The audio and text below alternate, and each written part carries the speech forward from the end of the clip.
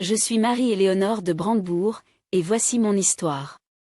Née le 11 novembre 1599 dans une famille princière allemande, je suis la fille de l'électeur Jean-Sigismond de Brandebourg et d'Anne de Prusse.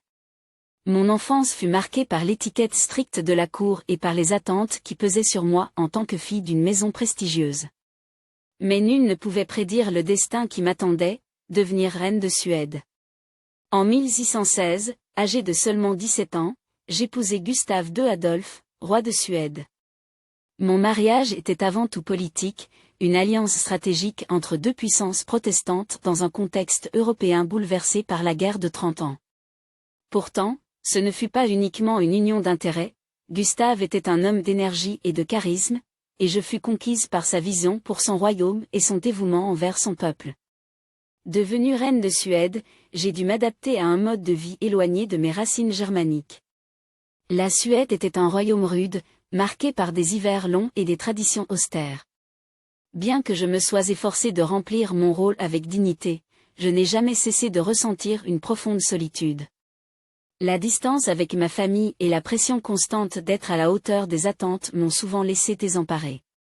Ma plus grande joie et ma plus grande fierté furent la naissance de ma fille, Christine, en 1626.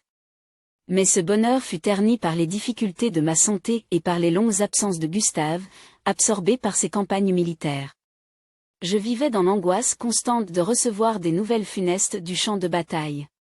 Malheureusement, cette crainte devint réalité en 1632, lorsque Gustave trouva la mort à la bataille de Lutzen.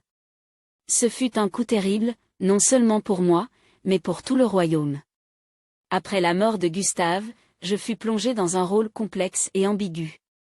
Ma fille était encore une enfant, et la couronne devait être protégée jusqu'à ce qu'elle soit en mesure de régner. Cependant, en tant que veuve, je fus rapidement marginalisée par les conseillers royaux, qui considéraient mes émotions et ma volonté de m'impliquer dans les affaires d'État comme des obstacles à leurs plans.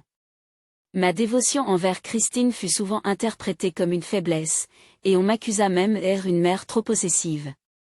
L'histoire me jugera peut-être sévèrement, mais je veux que l'on comprenne à quel point j'ai aimé ma famille et tenté de protéger l'héritage de Gustave. Mon rôle de reine veuve fut marqué par des luttes politiques, des conflits personnels et un profond chagrin, mais également par un amour indéfectible pour ma fille et pour la Suède. Aujourd'hui, alors que je regarde en arrière sur ces années tumultueuses, je me rends compte que ma vie fut le reflet des bouleversements de mon époque, un mélange de grandeur, de tragédie et d'espoir.